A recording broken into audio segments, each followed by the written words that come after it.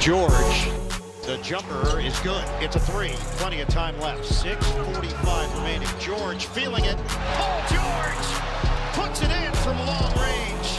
Grant ahead for George. Look out. Paul George. The layup goes.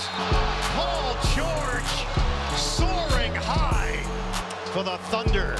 George gets around Dinwiddie. Corkscrews in for the bucket. The lead is down to 6. George crosses. George flips it in. Westbrook, 1-point game. Westbrook tosses. George, pump fake, 3 on the way. Yes! Paul George nails it. Paul George has come up huge for OKC.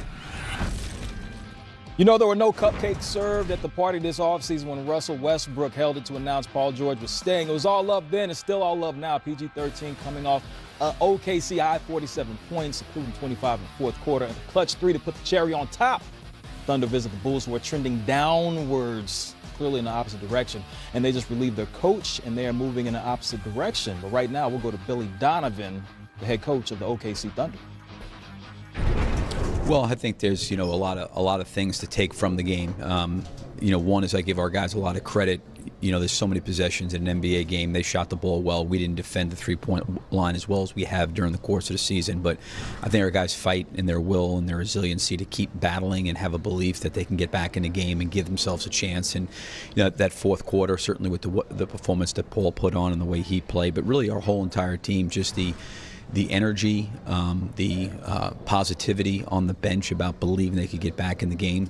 You also take out of it, too, where, Paul's shot doesn't go in or they make a game-winning shot, with 3 seconds to go. It doesn't look like a great comeback. It looks like all the things that we did wrong. So I think you got to find, the positives in what was really, really good about the game. And then you got to really make the corrections that are necessary and learn from the things that we didn't do well. You out-rebounded them 24-8 down the stretch and held them to 29% field goal shooting. So it wasn't just that Paul went crazy and got hot. You had to do a lot of things to sort of dig in and make that happen.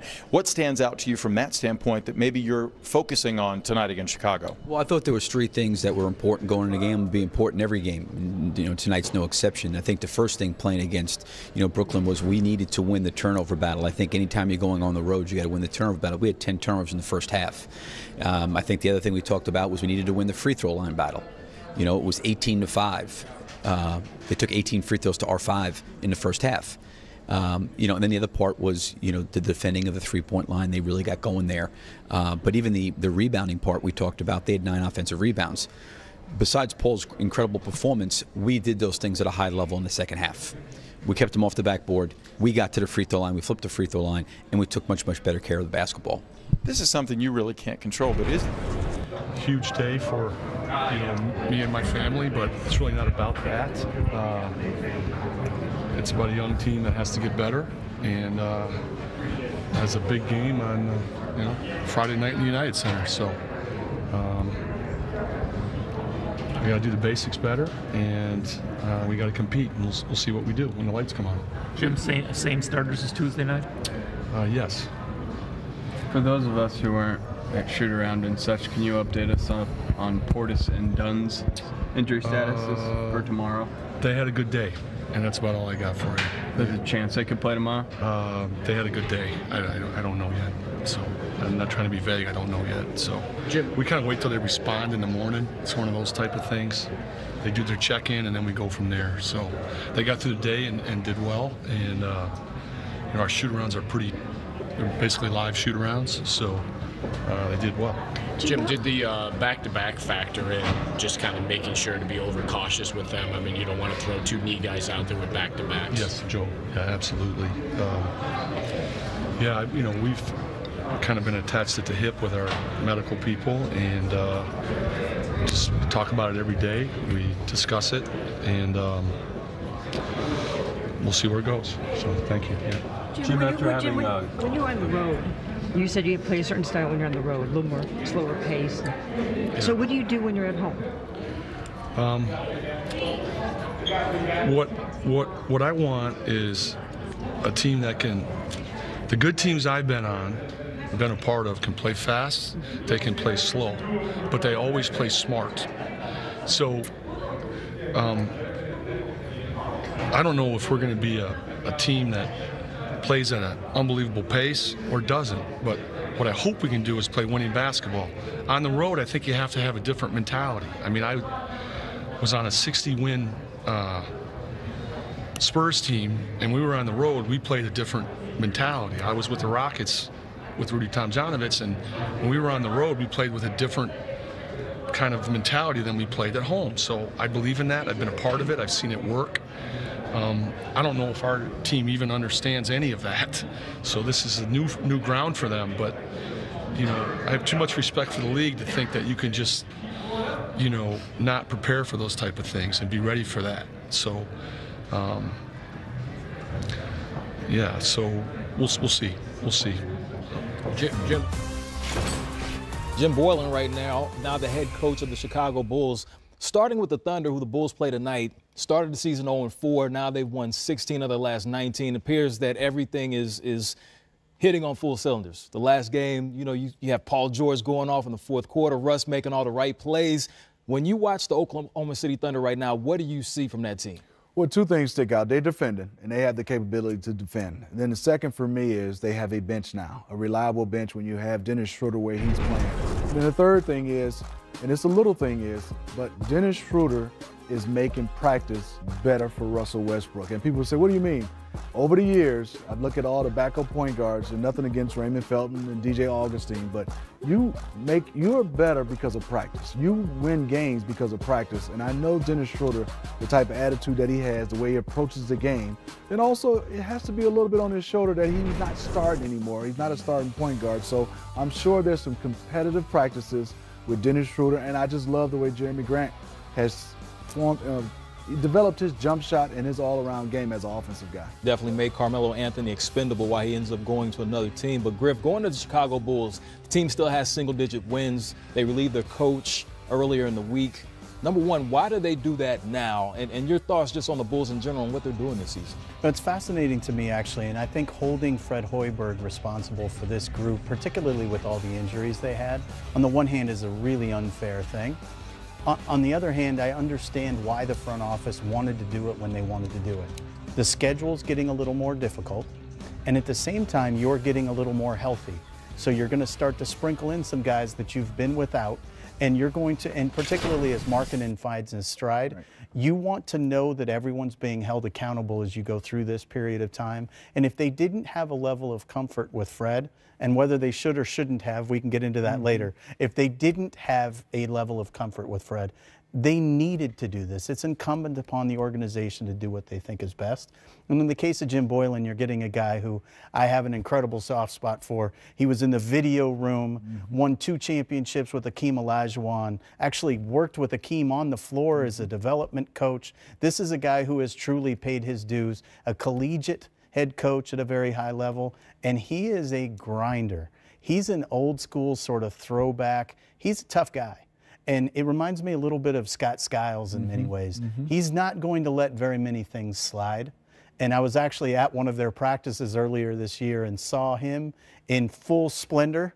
Jimmy B can coach a little bit, but he's not going to be somebody who takes it easy on guys. Not at all. And I had him at Michigan State. He's, like you said, he's a hard hat grinding guy, and he will challenge you. It won't be anything slipping. So I'm looking forward to him getting his opportunity. Obviously, don't like his expensive Fred Hoiberg, but you know, Jimmy is a guy that I think is going to hold guys accountable. You will see guys at least playing the right way. That might be what the Bulls need right now. Of course, we know that the roster is full of young talent, but full of guys like Markkanen. We haven't seen Bobby Portis in a while. Chris Dunn's only played 1 game so far this season. Like you said, Griff, speaking to your point, the guys are getting healthy. It's time to bring them back. Maybe it's time for a new voice. It's going to be interesting to see. Well, how does this work right here? He's yet to be an all-star, Mike Conley Jr., but that might change this season. He's averaging career highs in points and assists. And earlier, he joined Jared Greenberg on 10 Before Tip. For whatever reason, the all-star thing has just never happened. And for once, I just thought, hey, you know, maybe I should let people know that, you know, it is on my agenda. It is something that I really want. The Grizzlies, this year versus last year. Last year, of course, we know they didn't play so well. This year, they're playing a lot better. The numbers say it all right there on the screen. Field goal percentage is better, playing better defense, getting back to that grit and grind mentality that's worked for them so many years. So, Smitty, start with you. You've known Jaren Jackson. I want to start talking about the rookie because you're very familiar with him. You've known him since he was yay high. We'll talk about Conley in a second, but just the rookie's impact so far this season, what he's been able to bring to this team. Well, first of all, he's very talented and he's very young. But I think also you also tie that into the veterans in Marc Gasol and Mike Conley. They've had a big hand in this guy being successful. And the reason why I say that, you're only successful as your leaders. That's ownership, management, coaching, and then you got to have that leader on the court. And that's what Mike Conley and Marc Gasol is. And I think when you have leadership on the court, and for a young guy, this is the best possible scenario, I thought, for Jaren Jackson Jr. There was, he was thinking, where is he going, like all young guys. When he landed in Memphis, I said, this is going to be fantastic. One, you have Marc Gasol to learn from, also Marc Gasol to play with. He's a willing passer. And then you have Mike Conley, a quiet leader that understands what goes on off the court and on the court. And that's the reason why they're having success. Will there be a playoff team? We shall see. But they are playing above expectations. And J.B. Bickerstaff, he was one of my coaches when he was coaching with his dad in Charlotte. He's a throwback, old school type of guy, and I love. He doesn't have the shooting of everybody else. So I'm going to go back and play traditional two bigs and see what everybody can play against those guys. You also have Joakim Noah, who has recently joined the team. You talk about the mixture of the youth and the vets. Joakim, I don't know how much he has left in the tank, but it'll be interesting to see going down the stretch. But Griff, I mean, Gasol's been steady. Numbers seem to be consistent. Conley, does he truly have a chance to be an all-star this season in the thick Western Conference?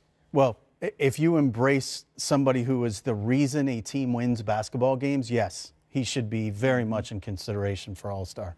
I think what happened during the time that Mike has been injured these past couple seasons and that Gasol was out last year, the game has become so much faster and so much sexier offensively because you got Steph Curry making 38-foot threes off the dribble doing the shimmy shake. You got Russell Westbrook averaging a triple-double. There's real prolific numbers out there now. And Mike Conley historically was not one of those guys. But what he did was he won his matchup on the defensive side of the ball every night. He ran your team. He put you in the most efficient situation, and he was a great leader. Well, those things may not be sexy in terms of checking all the boxes and prolific. Winning games is what you want your point guard to do, and he's like a throwback that way. He's very much an old school guy, and I love the fact that you said earlier they're getting back to grit and grind. The other thing that they did, they went all in on grit and grind, and they stayed there. Yep. So by bringing in Garrett Temple, he's a perfect fit with what they do. And Garrett and Jaren Jackson can be some of that length and defensive presence that this team didn't have last year as well. So all of this is coming together really, really well. And obviously, you mentioned it, the job J.B. Bickerstaff is doing is tremendous.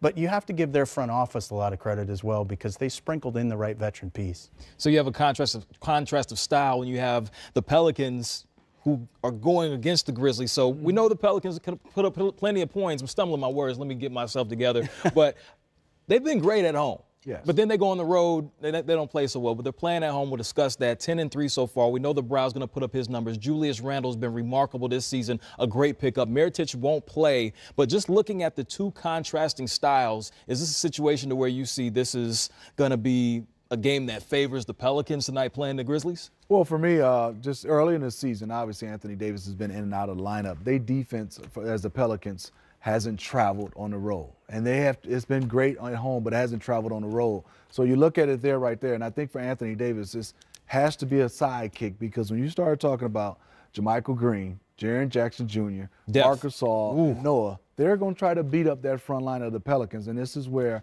I think Drew Holiday is going to have to win that matchup against Mike Conley, which is going to be a tough one. But I think also this is where Anthony Davis and Julius Randle, without Mirotic, is going to have to really put their hard hat on. This is literally styles make a fight. Memphis wants to play literally 8 possessions slower than New Orleans plays. New Orleans is the third fastest team. Memphis is absolutely the slowest paced team in the league. And so when you see this kind of conflict of styles, you always kind of wonder who's going to win out. And you tend to end up erring on the side of grit and toughness. And New Orleans has got to find a way to defend when Julius Randle's on the court. They have really struggled to do that to this point. And that's really going to be the next step in their evolution. Evolution is what we continue to do right here, and I made a mistake right now. So Mirotic is actually going to play tonight. He's missed the last 2 games, but he will be coming off the bench. Okay. So that will help. That will help because you talked about that the front court depth that the Grizzlies had. They're definitely going to need all that they can get. Well, and I think for Anthony Davis, the more space you can give him, and I love Julius Randle. He just doesn't get a lot of space with Julius. So when you have a combination of Anthony Davis and Mirotic, then that whole paint is Anthony Davis, and that'll give somebody who's guarding him a tough matchup when you have that much space. Plenty of tough matchups tonight. Let's take you to the screen right now.